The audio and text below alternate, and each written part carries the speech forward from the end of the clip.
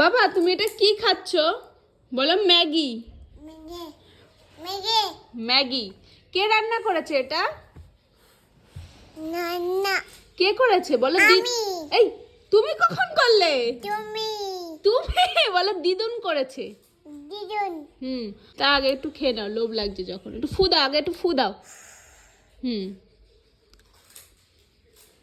দিদুন বলো ভালো হয়েছে? হ্যালো হয়েছে।